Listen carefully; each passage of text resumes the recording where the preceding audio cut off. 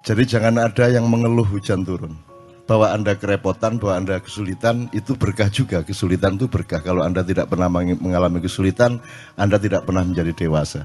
Kan gitu ya. Jadi kalau ada hujan turun, itu langsung saja. Masya Allah, Masya Allah, Alhamdulillah, Alhamdulillah, Alhamdulillah gitu ya. Ya, bahwa masuk angin, emang jelek masuk angin.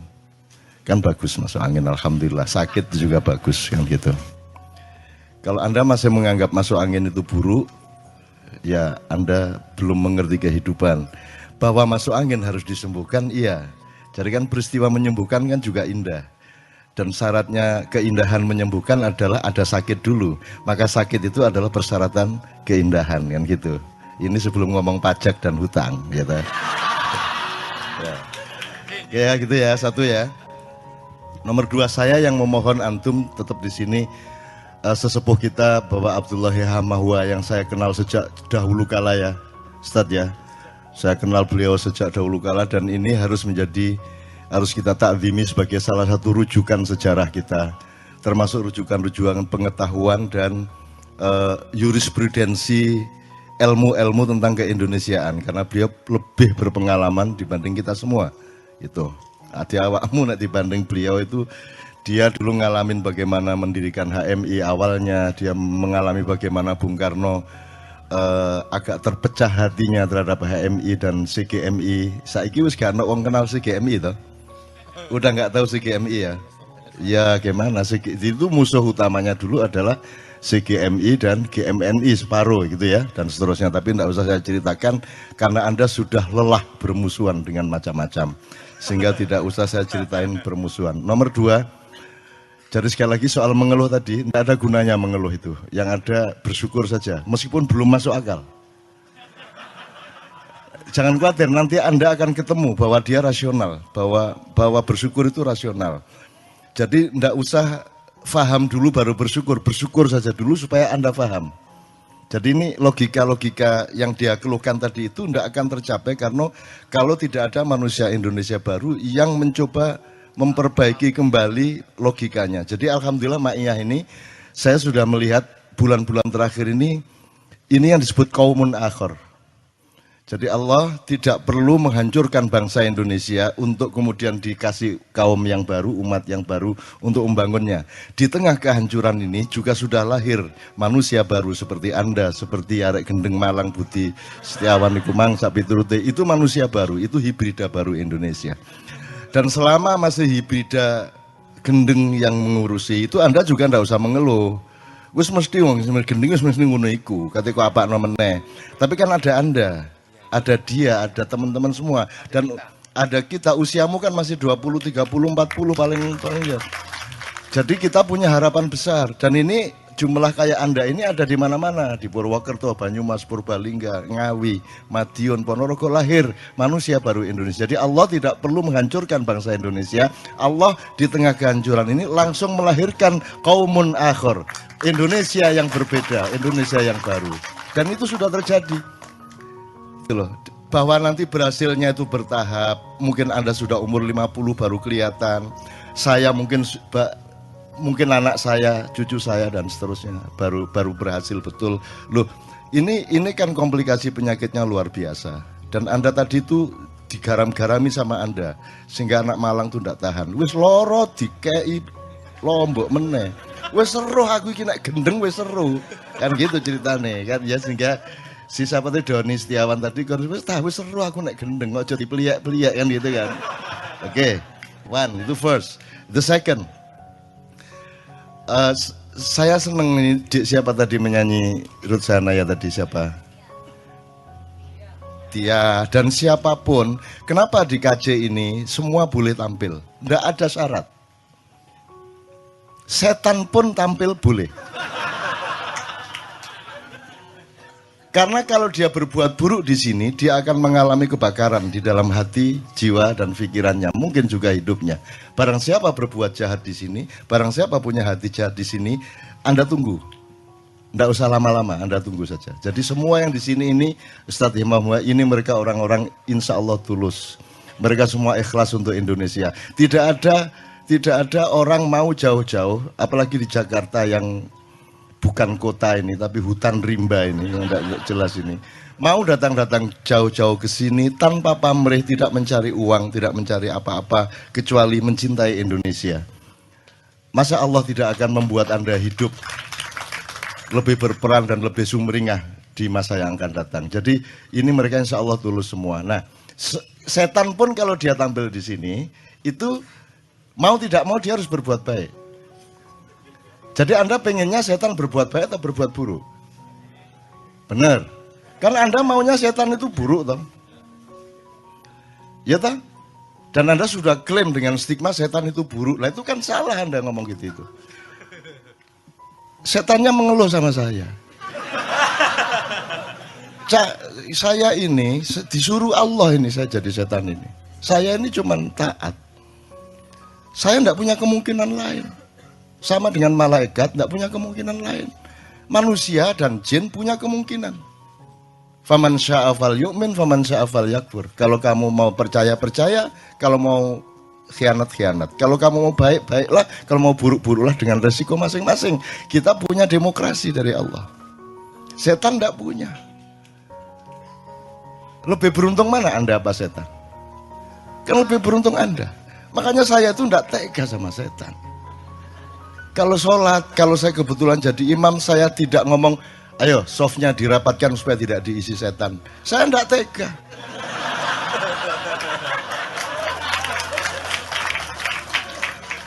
Yang rapi softnya, setan-setan kalau mau ikut sholat sekalian sini. Nah gitu saya.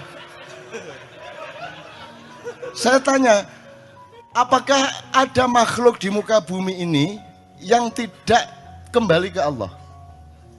Jadi bagaimana mungkin saya mendoakan siapapun dan mengharapkan siapapun untuk tidak kembali ke Allah? Kemudian Anda dibiaskan oleh Allah sendiri supaya Anda diuji fokus sama Allah apa tidak dengan dikasih idiom neraka dan surga. Terus Anda semua itu pokoknya enggak pakai mikir, pengen ke surga semua. Saya kasih tahu, surga itu sepi banget. Anda ke sana nanti kesepian. Nanti dilang bentino.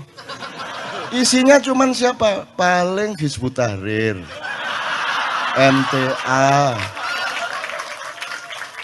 Wahabi Salafiyah baru ya, LDII, ya NU Muhammadiyah, Syiah, semua neraka.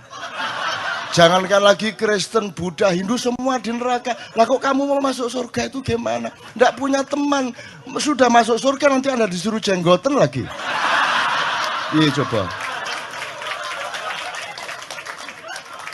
Bener nggak? Apa yang membuat kamu ingin masuk surga itu apa? Di sana jelas isinya kan sudah jelas toh. ISIS masuk surga, ya toh. HMI sekarang belum tentu masuk surga. Wong PMI aja ndak masuk surga, apalagi HMI kan gitu. Ya toh, ya itu ya. Mau PMI bisa selawatan aja ndak masuk surga, apalagi HMI yang bisanya intelektual modern tok, kan gitu. Nah, ini kalau pakai cara berpikir yang terjadi sekarang loh ya, surga itu sepi, jadi Anda ndak usah mikirin surga menurut saya, ndak usah mikirin neraka, pikirkan Allah, tujukan dirimu kepada Allah, gitu loh. Udah, nanti saya akan pelan-pelan memberi contoh soal itu supaya ini cepat saya berdialektika sama beliau-beliau. Saya ulangi lagi, kenapa kok di sini boleh tampil siapa saja. Dan Anda datang ke sini tanpa syarat harus berpakaian ini, harus enggak ada syarat apa-apa. Gila apa? Allah saja menghamparkan bumi untuk semua makhluknya tanpa syarat kok. Masa kaji memberi syarat-syarat? Ya syaratnya nek iso nek pas ono kotak liwat ya isen nono lah. Ya mau ikut tok lah rek. Itu juga bukan syarat, itu cuma ekonomi kok cik kebajute gitu. Badok tok gak tahu bayar. Ya gitu ya. Oke ya, oke. Karena gini teman-teman sekalian. Dulu anak saya Sabrang, ketika saya ngurusin peralihan dari Orba ke Reformasi, saya kan tinggal di Kelapa Gading. Dan ketika itulah Sabrang minta kuliah di luar negeri dan dia akhirnya milih Kanada. Kemudian tiba-tiba krisis dolar naik sampai 10.000, 15.000 dan seterusnya, sehingga saya email sama Brang, ini aku nggak bisa melanjutkan lagi, nggak mungkin saya membiayai kamu di Kanada, saya sendiri nggak jelas kerjaannya, dan sekarang rupiah sedang anjlok luar biasa, jadi saya mohon maaf tidak bisa mensupport kamu kuliah di Kanada. Terus Sabrang menjawab dengan santai, oke, saya pulang ke Indonesia, nggak ada masalah, saya nggak kuliah di luar negeri, tapi satu syaratnya, kata Sabrang. Apa? Jangan disuruh kuliah di Indonesia. Itu syaratnya Sabrang. Lah terus piye, Brang? Ya pokoknya ya saya pulang, tapi jangan saya terus dikuliahkan di Indonesia, enggak mau saya. Kenapa? Ada bedanya kuliah di Indonesia dan di Kanada, dia bilang. Apa bedanya, Brang? Kalau di Indonesia, Anda harus menjadi orang hebat, baru Anda boleh tampil. Gitu kan? Betul enggak? Kalau di Kanada, orang semua boleh tampil supaya publik tahu dia hebat apa tidak. Betul enggak? Nah, KC ini beda dengan Republik Gendeng tadi. Kalau di Republik Gendeng tadi direkayasa seolah-olah hebat, kan gitu kan? Seluruhnya mekanisme seperti itu. Jadi sebelum itu dibereskan, utang tadi itu nggak bisa kita bereskan.